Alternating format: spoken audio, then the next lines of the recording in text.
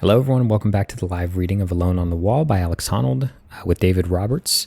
We left off about halfway through chapter 3 here, learning more about Alex's loving in Vegas with his new squeeze, at least at this time. What's her name? Pearson? Stacy Pearson? Was that it? I believe it was Stacy Pearson. Yes, it was. Let's go ahead and pick up right where we left off. Again, if you missed last episode, you're probably here on the Vertical Thoughts YouTube channel. Just go ahead and go back and listen in. But let's go ahead and jump right into it. Today we're going to be finishing up this chapter. See what we got. Pearson returned to Tucson, and 2 weeks later, Alex arrived for an extended visit. During their time together, they got to know each other. After Christmas, however, fed up with her job, Stacy took another gig as a nurse in Dallas. Thus began a 2-year stint of working as a traveling nurse, changing jobs every few months as she rotated through hospitals all over the country. Meanwhile, Alex was climbing in Yosemite. I feel like you can probably universally use that sentence. Meanwhile, Alex was climbing in Yosemite. Like, that's probably almost always applicable. Anyways, the pair spent a month and a half apart before Alex came to Dallas for a second prolonged visit. I miss Alex, Stacy remembered, even though I had no trouble making new friends in Dallas. When he visited, I made him do urban things like going to museums and eating in good restaurants. We also ran and biked together. We fell in love for the first time in Dallas, but it's a big deal to say I love you. I made Alex say it first. 29 years old in 2015, Stacy is a very pretty woman with light brown hair, striking gray-blue eyes, and an infectious smile. Slender and extremely fit, she comes across at first as quiet and sweet-tempered, but on further acquaintance, she reveals a sharp intelligence and a stubborn will that are a match for Alex's. I've always thought it'd be difficult dating Alex Honnold to match just his intensity, I guess. He's a very mild person, which is crazy because to me he seems so intense. Like his stoicism, I guess, is incredibly intense for me. In early 2010, even as they fell in love, certain conflicts and incompatibilities emerged. I felt uncomfortable sleeping in his van, Stacy recalled. I had trouble adjusting to it. I felt dirty, gross, and cramped. The two argued about lifestyle. Stacy drinks moderately, Alex not at all. She enjoyed a regular social life with friends, but Alex still felt ill at ease in certain situations. In turn, Alex thought of Stacy as insufficiently outdoorsy, and he worried that her commitment to nursing might not blend with his nomadic lifestyle. A joking to and fro that had begun in their emails became a teasing conversational routine. Hanging over it all was the possibility that, as so many of his friends feared, Alex might kill himself free soloing. According to Stacy, I would say, if you die one day, I can fly to Europe and find my dream European guy. He would fire back, if you're hit by a bus, I can go hang out with the French chicks. That sounds about right. During the next 5 years, Stacy and Alex remained a couple. I knew they dated. I did not know they dated for that long. They discussed marriage and kids, but committed to neither. Along the way, they had their share of fallings out, and even several breakups that they both thought were likely to be terminal. The first bad patch came in April 2010, towards the end of what Stacy would later look back on as the 3-month honeymoon period, and after they'd finally met in Sacramento the previous December. Stacy was in Dallas, but her nursing contract had been terminated early, so she was planning to move to Los Angeles. We hadn't actually broken up, but I suspected that she was getting into this other dude in Dallas. In Yosemite, I'd been hoping to climb something rad, but the weather was shitty, raining every day, everything wet. Meanwhile, I knew the weather was perfect in Las Vegas, so I thought I could try my luck at Red Rocks, the great massif of sandstone cliffs just a few miles west of the city. Stacy and I had made vague plans to meet in Tucson as she drove from Dallas to LA. So for me, heading down to Vegas was a kind of move towards our rendezvous in Tucson, and I hoped towards saving our relationship. Because of the weather, I hadn't been able to climb anything super exciting in the valley, so I'd done nothing but boulder. Not very exciting bouldering, as we all know. And if you boulder too much, the skin on your fingers gets raw and tender, worthless for sustained climbing. So I was in an angst-driven mood anyways, and on top of the angst about Stacy. I grew up reading climbing stories by Mark Twight, aka Dr. Doom. He was famous for dwelling on pain and heartbreak and existential suffering as the spurs that drove him to tackle more and more out-there routes. It's not that he was suicidal. In fact, he called climbing a tool to forestall suicide. A whole generation of young climbers, myself included, was inspired by the essays in his collection. Kiss or Kill, Confessions of a Serial Climber. If I reread it today, I suspect I'd see the affectation behind the carefully constructed persona of Dr. Doom. But Twight also wrote Extreme Alpinism, the manifesto that pretty much defined the new style of light, fast, go-for-broke ascents. Still, there's a rich vein in mountaineering literature of climbers using dark thoughts and stormy moods to precipitate cutting-edge climbs, especially solos. Angst as a motivator. I think an old issue of Climbing magazine ran a long piece detailing how romantic breakups had prompted rad solo climbs. Nerve-wracking tales about emotionally wrecked men risking it all in an effort to sort out their feelings. Tommy Caldwell comes to mind, by the way. I mean, the Don Wall. A big part of that was, his breakup and his losing the most important woman in his life, and what that did to him really drove him to the Don Wall. If you watch the movie, I guess you kind of get an idea of that. It's not necessarily suicidal. Sorry, I was just making sure I actually read this paragraph. Lost my mind for a second. It's not necessarily suicidal. It's about a guy suddenly losing the love of his life, caring a little less about danger, and so finally doing something that he's always kept tucked in the back of his mind. I've never felt suicidal myself, but trying to save my relationship with Stacy that April was stressing me out. I was definitely in a dark spell in my life.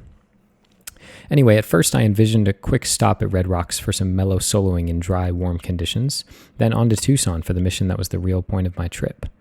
But I was also thinking about a great classic line, the original route on Rainbow Wall. In fact, it's been called the finest of all of the thousands of routes at Red Rocks. At the head of Juniper Canyon, the original route is 14 pitches of sustained climbing up this massive, concave, amphitheater-like face. Lots of it on tiny holds up to a 512B in difficulty. And the crux comes high on the 10th pitch. The route was first climbed in 1973 with a fair amount of aid, and rated at 59A2. Traditional aid grades in the YDS system range from A0, easiest, to A5. The first free ascent came in 1997 by Leo Henson and Dan McQuaid. I had on-sighted the route 3 or 4 years before with Josh McCoy, but that was my only previous trip up the route, and I certainly didn't have the moves dialed. On the way to Vegas, I called up all the friends I could think of to ask if any of them wanted to do the Rainbow Wall. Nada. They were all busy with something or other. In my angst-driven mood, I made a snap decision. Fuck it, I'll do it anyways. All the way on the road from Yosemite across Nevada, I was preoccupied with thoughts about Stacy. But ever since I'd first seen the route, even before I climbed it, Rainbow Wall had been embedded in my consciousness. I dreamed for years about free soloing the original route. So, on April 26, I found myself at the Pine Creek parking lot, the wall looming above me. My mind was jangling with a dozen interwoven streams of thought. The wind was blowing at close to gale force, and while that didn't help my confidence, a rational part of my mind was grateful that my skin would stay dry and cool on the wall. Then, with perfect timing, Stacy called me on my cell phone. We had a very pleasant, if brief, conversation. She tentatively reconfirmed our plan to meet in Tucson. Suddenly, the desert morning seemed rosier, and I almost thought I could see a rainbow. Even at the time, I knew that it probably wasn't healthy to feel such euphoria over a girl, but I embraced the mood and harnessed it to my purpose, starting my hiking with determination and glee. Alone in the canyon, I listened to the various bird calls and the sound of water babbling through the boulder-strewn wash. Suddenly all those little things seemed so much more meaningful, and I was overcome with gratitude that I could be having such a great time in such a beautiful place. I suppose I should have realized that I was becoming emotionally unhinged, but I wanted to maintain my elation as long as I could, maybe even to the top of the route. I focused on how exciting the climbing would be, how much I craved the challenge, how beautiful the whole region was. Behind all that sensory delight floated the real excitement, which was that maybe, just maybe, Stacy did actually care for me, and we might be able to make things work. My mind was layered like an onion, though I suppose at the core lay the deep sadness that things might be ending. But I made it all the way to the base of the wall in my semi-blissful state, and once there, my mind turned practical. Finally, I could stop trying to control my mood and focus solely on the climbing. I knew that this would be where I really found peace, in the intricacies of an 11-plus stem corners and 12A lie backing. As usual, it took me a few pitches to find my groove, but once I got moving, I really did feel peaceful. I flowed up pitch after pitch of perfect corners, The amazing flat edges that appeared from time to time were a delight to use, and I found my position on the cliff stunning. Free soloing this route after only one previous rope descent of it, and that several years earlier, amounted to the polar opposite of the kind of super preparation that I had applied to Moonlight Buttress. A little more than a year before, in some sense, I had no idea what I was doing up there on Rainbow Wall. Some people might call this crazy. I prefer to think of it as badass. It definitely amped up the adventure. This time I felt like I was on-sighting again, only without a rope. I remembered the odd move here and there, but most of it felt like I was discovering the sequences for the first time. There's no question, though, that my impulsive push on Rainbow Wall had everything to do with what was going on with Stacy. Yeah, free soloing in and of itself is insane because it demands perfection. Free soloing, basically an on-site, is a step above that, even if there is a step above free soloing and the danger that it brings just by the nature of what it is. Not knowing the route very well certainly makes it a lot more risky, if not any more dangerous, because the risks are the same. Obviously death either way, but certainly there seems to be less calculated risk taking involved with doing something that you don't remember and demanding perfection of yourself. About halfway up the route, there's a stretch of easy pitches ranging from 5'4" to 5'8" that wanders up and to the right through ramps to a cozy perch on over the rainbow ledge. Here my mind turned back to real life, with all the angst I had carried with me from the valley, but fortunately that down interlude was fleeting. Soon enough, I was facing the crux 10th pitch. I was about 750 feet off the ground. I was palming and stemming up this corner on really small ripples in the sandstone. All of a sudden, I realized what the crux required. You'd have to get your feet as high as you could, then jump to grab a jug. A true dino move, but not such a big deal if you're roped and had placed some solid pro nearby. Maybe that's why I didn't remember it from my previous ascent. But now I got there looking at the jug out of reach, imagining jumping for it, and said to myself, hell no.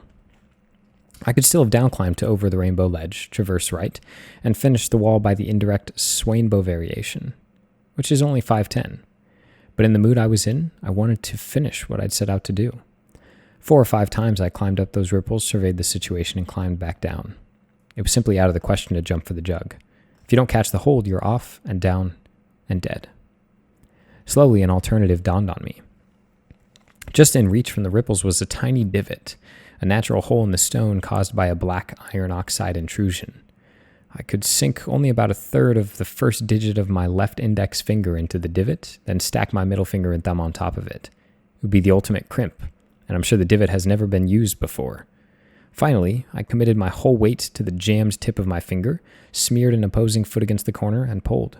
My finger in the divot held, and I grabbed the jug with my other hand. Strangely, instead of fear, I felt complete serenity as I made the move. It sounds horrible to me. I was stressed right now just reading that. He's essentially talking about finger stacking a crimp with 2 or 3 fingers in a tiny divot. Gross. Just dino, bro. Just kidding. The next pitch was a 5'12" lieback. I thought it would be a lot easier than the pitch before, but it was pretty gnarly on its own right. Wait, I thought, this shouldn't be so hard. And now I had no option of downclimbing because there was no way I would ever reverse that crimp on the divot. But I kept it together and finished the lieback. The last 2 pitches flew by in a blur. I finally felt completely warmed up and climbed with ease. But as soon as I topped out on the summit, the driving wind nearly knocked me over. That'd be cool, right? Doing a free solo like that, basically on-siding, and then getting pushed off the top by the wind. I know it's not funny, but it's kind of funny in a weird, fucked up cartoon kind of way.